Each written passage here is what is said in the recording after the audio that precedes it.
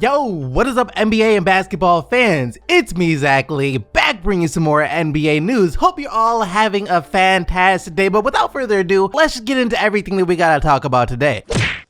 Alright guys, so Dirk Nowitzki just came out and gave his 2 cents on social media and the NBA. And Dirk Nowitzki thinks that social media is kind of taking away from the winning aspect of the NBA. That players don't care as much about winning anymore as they do about looking good on social media. I don't know if it's about winning as much anymore as it is about looking good on Instagram, Twitter, having followers, having clicks and likes. I do agree 20 years ago people weren't on their phones as much. And he also said that not only is it taking away from the winning aspect of basketball where players don't care about winning as much, but he also says it's kind of taking away from the feeling of being on a team, seeing as to how players don't talk to each other anymore, are always just on their phones. Guys would sit around in the locker room waiting for the coach to talk, and during the wait there would be conversation taking place. Now it's just 15 guys on their phones. There's not much time being spent together. I think what Dirk Nowitzki just said completely relates to what Adam Silver was saying not too long ago, when Adam Silver was questioning the happiness of NBA players, saying that NBA players are spending so much time on their phones, always looking down at their phones, and that the guys seem absolutely miserable. And I'm so happy that this is being talked about, because to me this is a massive problem, not just for NBA players,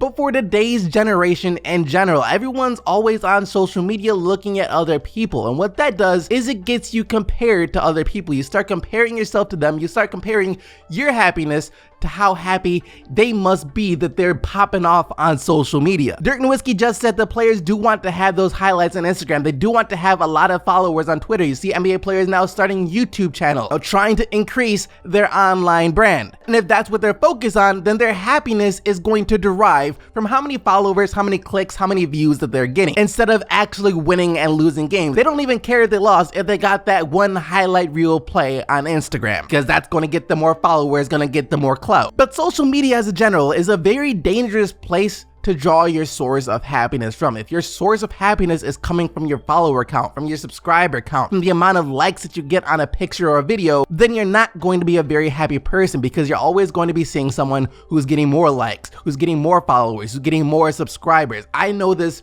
from first-hand experience. I used to get all of my happiness from doing YouTube, from making a YouTube video, from the likes, from the views, from all of that stuff. I'm like, you know what? I'm getting likes. Clearly I'm doing something right, so I must be happy. But then you start to see other people doing well. It's not like you're upset that they're doing well, but at the same time you're like, how are they doing so much better than me? I'm in here busting my butt off every single day, and yet I don't get the same recognition that someone else gets, and that gets you discouraged and puts you in a very low place. And that's what Adam Silver was talking about when he was saying that these players out here aren't happy. They're always on their phones, and they're not happy, because when they're on their phone looking at Instagram or Twitter or whatever and seeing all the highlights, what other players are doing, who just got paid how much, and comparing themselves to that player, they might not feel like they're worth as much. They might not be as happy as they are because they're comparing themselves to another player, so they feel like they might not have made it because they're not where that other player is, when in actuality, all they have to do is stop, put down the phone, take a step back, and really evaluate their life and appreciate how good that it truly is. Oh, Draymond Green has had enough of the DeMarcus Cousins slander. See, ever since DeMarcus Cousins started playing again for the Golden State Warriors, every time the Warriors will lose a couple of games, will lose a game here and there, go on a bad losing streak, whatever, all of the blame will be pointed towards DeMarcus Cousins. Why? Because this is the Golden State Warriors, the team that's won 2 championships back-to-back, the undeniable best team in the league, and the most talented team that the league has ever had. So them losing games is flat out unacceptable, and there must be a problem. And considering that DeMarcus Cousins is the new guy, he's the big addition, the problem is clearly DeMarcus Cousins. That's what some people will like to believe, but Draymond Green has had enough of that. Everybody wants to talk crap about Cousins' defense. I told y'all last game, we haven't played with energy, or at practice, everybody want to say it's a problem when DeMarcus is out there. Yet everyone picked the energy up, and all of a sudden no one's talking about DeMarcus' problems defensively. Now it's a good matchup for him. That's bull to me. People saying that DeMarcus Cousins is a problem with the Golden State Warriors is honestly just people looking for a kink in the armor of the Golden State Warriors. This team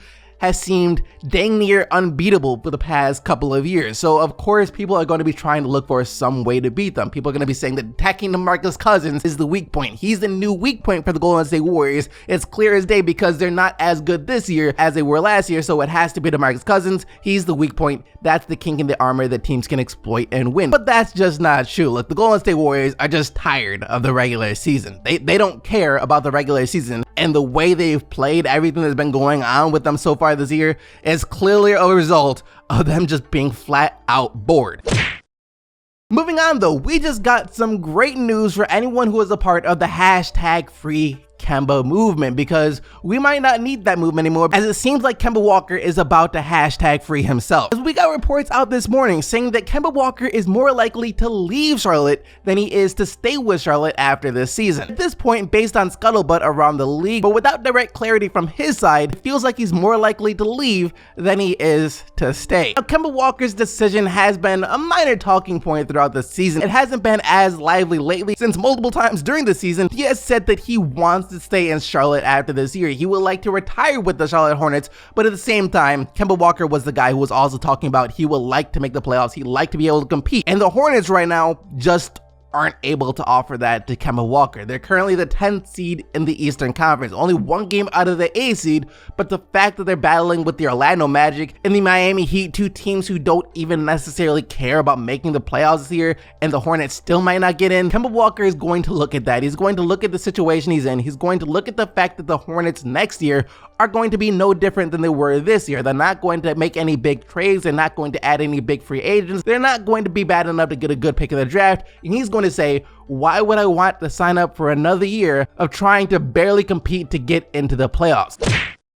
Speaking of making the playoffs though, the Dallas Mavericks aren't going to make it this year, but this is the last year in a very long time that the Dallas Mavericks will be outside of the playoffs looking in. They have Luka Doncic, the rookie phenom, this generational talent out of Europe. He's going to be with them for what should be his entire career. They just traded for Kristaps Porzingis, and according to reports, the Dallas Mavericks are already preparing to hand Kristaps Porzingis that bag this summer, so I don't see him going anywhere. And not only that, but they're also going to get Nikola Vucevic as well. Now, Nikola Vucevic is currently on the Orlando Magic. He just made his first All-Star appearance this year. He's going to be a free agent, and there's no doubt in my mind that he's going to be signing with the Dallas Mavericks. The man has huge respect for Dirk Nowitzki, and not only that, but he's also good friends with Luka Doncic, and he shares the same agent as Luka Doncic as well. And the Dallas Mavericks do have interest in adding Nikola Vucevic. They're going to need a center, and he's a guy that will definitely complement both Kristaps Porzingis as well as Luka Doncic. And the Dallas Mavericks as a whole are about to become the best international team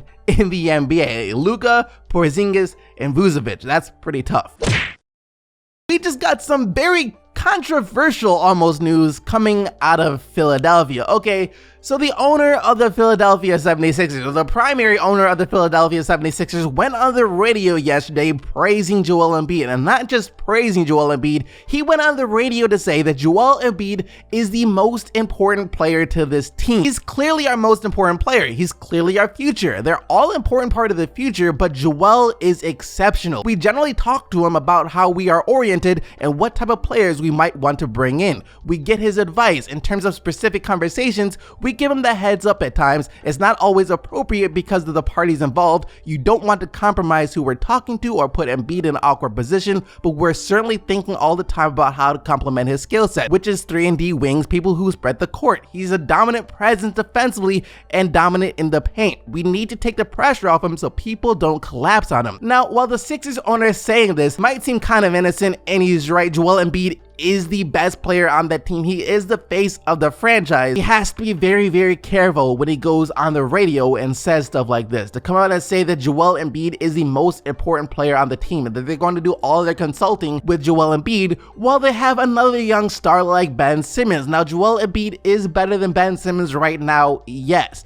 But here's the thing, Ben Simmons doesn't view himself as a Robin type of player. He's not going to be the guy who's okay being seen as a Robin his entire career. He wants to mold himself after Magic Johnson, after LeBron James, with players who were never really considered Robin on their team. And the Sixers owner coming out and saying that this team does belong to Joel Embiid and it's always going to belong to Joel Embiid and they're going to consult Joel Embiid about what he wants to do with the team, I don't think that's going to sit too well with Ben Simmons. And Ben Simmons this summer is going to be eligible for a contract extension. There's no doubt that the Philadelphia 76ers are going to hand him that max contract extension. They'd be crazy not to. If the owner or if the team continues with this dynamic of choosing Joel Embiid over Ben Simmons and putting Joel Embiid on this pedestal all the way up here while Ben Simmons remains down here, it won't be too hard to imagine Ben Simmons eventually leaving the Philadelphia 76ers one day to get from up under the shadow of Joel Embiid. Anyways, that is going to do it for everything that we gotta talk about today though, guys. Hope you enjoyed the video, and if you did, go ahead and smack that like button as well as subscribe to the channel so you don't miss out on future videos. Thank you once again for watching though. You guys already know that you are the real MVPs, but that being said,